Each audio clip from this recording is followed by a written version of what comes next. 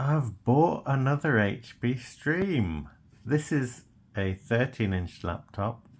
This is the HP Stream 11, so this is the HP Stream 13.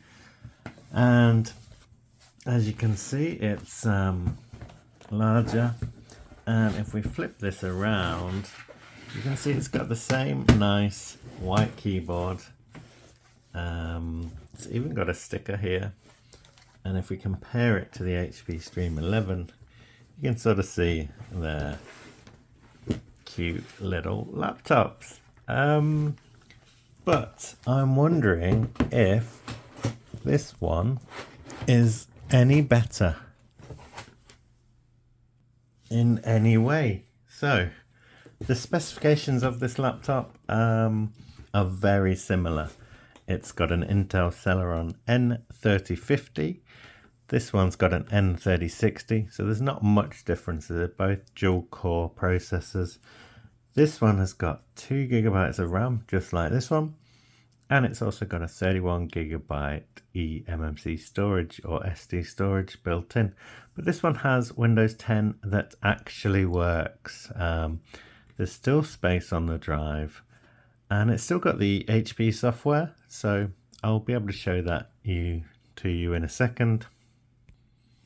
And it boots up relatively quickly, and it's got the old style wallpaper. This is how much power it's using, about 10 or 11 watts. And there's no data on here, so I'm not revealing any personal information on here. I think it's been cleared. And we've got this nice wallpaper, and we've got these HP Smart Friend, HP Welcome, McAfee, and another help HP support assistant. We've also got some Amazon and other links on the desktop, including Dropbox, the Microsoft Store, but I'll show you the specifications.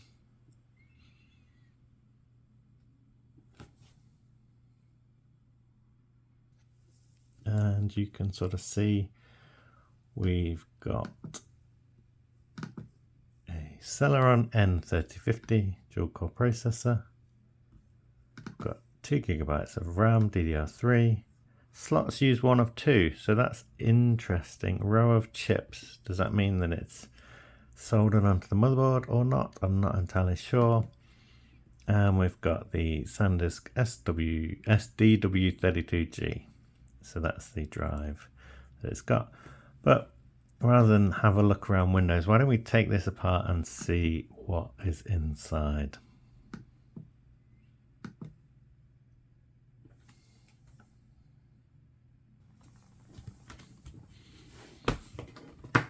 Pretty sure the battery is completely dead on this. Underneath we can see the screws quite clearly, although there might be some under here as well. It's got the feet rather than the strips. So let's take this apart.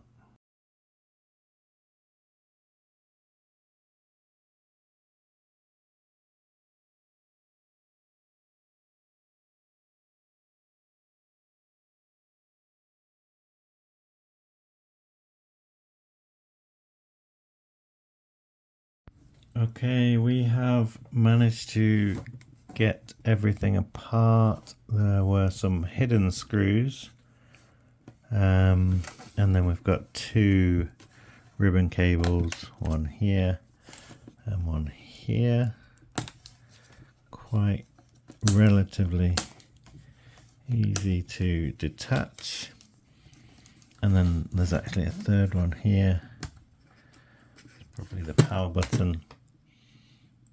And then the keyboard is, as you can see, sort of welded to the top. I've got the trackpad. This is some heat spreader, I'm guessing, to help spread the heat from here. And this is a passively cooled processor under here. There is no fan.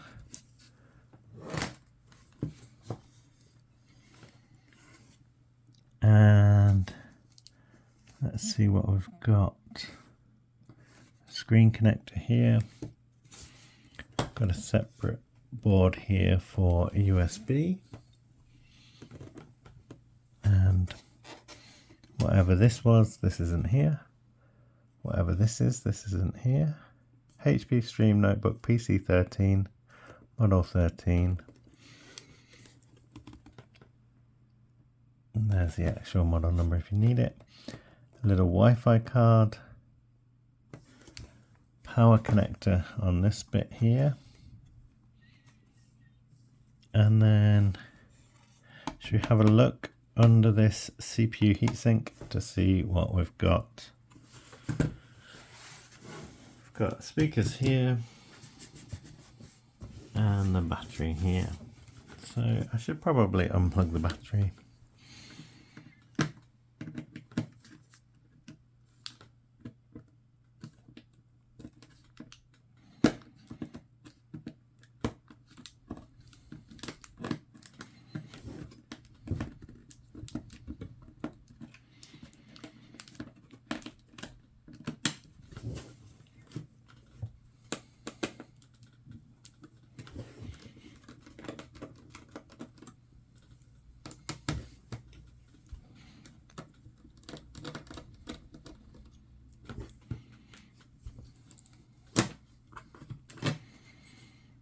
Okay, so we've got like a thermal pad here that I've ripped in the process.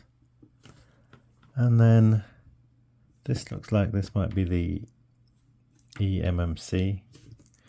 And this looks like the memory chips. So again, we're not able to upgrade this with a simple memory slot, which is frustrating.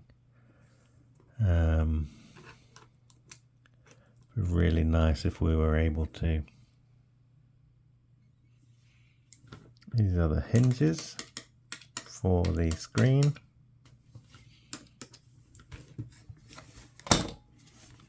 Couple of screws. Couple of screws there, and then the additional screws that hold it together go through here and here, also here and here. So you end up with 4 screws for the hinges, which is quite good, I suppose. But yeah, for some reason I thought I might get lucky and we might find that the memory is upgradable, but it does not look like that is possible.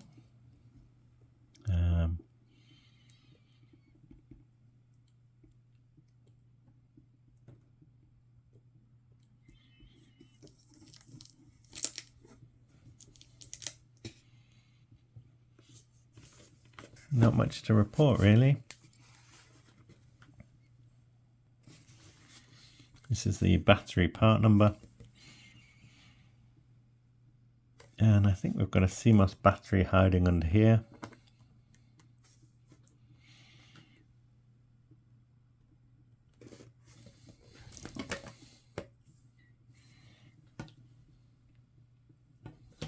And then if we wanted to remove this board, we've got 1, 2, 3, 4, 5 screws, as well as all of these other things connected. That would make that a little bit trickier. Okay, well, in an ideal world, I'd replace this with a fresh thermal pad, but I don't have any. So I'm going to just chuck some thermal paste on there and put it back on, and the thermal paste should fill in the gaps a little bit, but yeah. It's now been put back together, and I kind of just want to check that the keyboard works properly, that the trackpad's working properly, as we can see. But yeah, I need to check that the keyboard works, and so far I think it's probably going to work. It was a bit tricky plugging that ribbon cable back in, but yeah, we got there in the end, or I got there in the end.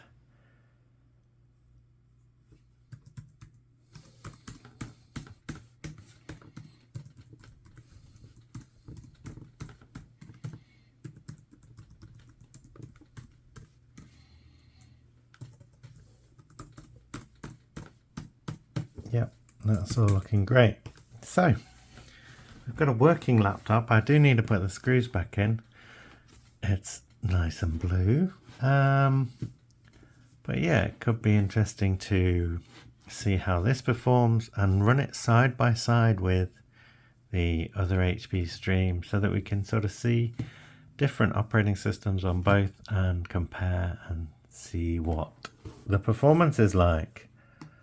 We've also got the benefit of having a larger screen that should make it clearer when recording different operating systems.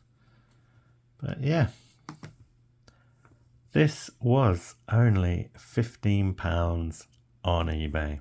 Postage was another £5, but it's amazing what you can get if you're prepared to buy something that's listed as spares and repairs. This actually came with the power cable as well. So yeah, 13 gigs free on the disc. Everything looks fine there. I've also updated the date on this, so this is the correct date. It's April 2025. And if we run a command prompt, system info, let's have a look what we get from this. It should hopefully tell us the installation date for this Windows 10 install. Let's have a look. Windows 10, build 10.24.0. Original install date 2024, so that must have been reinstalled at some point or something like that.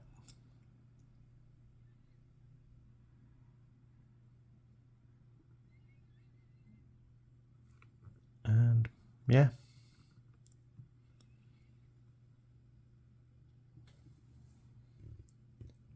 nothing much to see here really.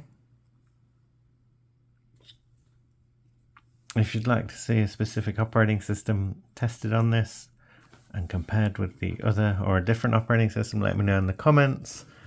This might be a sort of useful little Windows 10 machine, or might be happier with Linux, but it would be interesting to sort of use this and compare it to this, running different operating systems. Let me know what kind of bargains you've found. What's the cheapest PC you've bought that's actually been quite good? I kind of like these because of the style, the color, how they look, and especially the low price. However, if this had 4 GB of RAM, it would be so much more useful. It could put up with a slow processor a little bit more, be able to do more. The 2 GB RAM limit is really quite limiting, as you're probably aware if you've used Windows 10 or any other operating system. Having 4 GB of RAM is really, really useful. We've got Core Temp running over here, we've got CPU Z, and we can have a quick look what we've got in terms of the main board and the memory. DDR3 2 GB, graphics, Intel HD graphics. We'll run a quick bench to see what we're getting.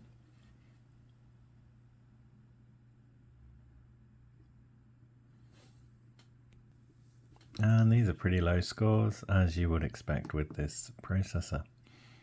I wonder what the lowest we can select as a reference point is. So looks like it's a Core 2 Duo E8500, which gets 530, and this gets 151.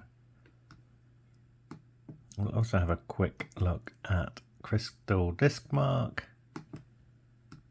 to test the local drive.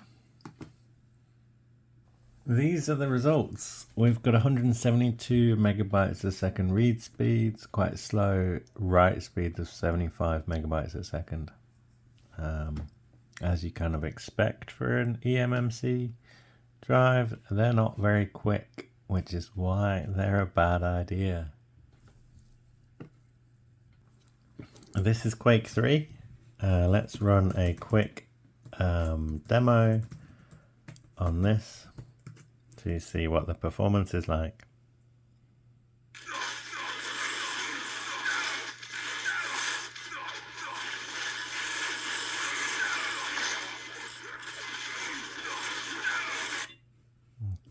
got 127 frames per second at 800 by 600, 32-bit, as you can see here.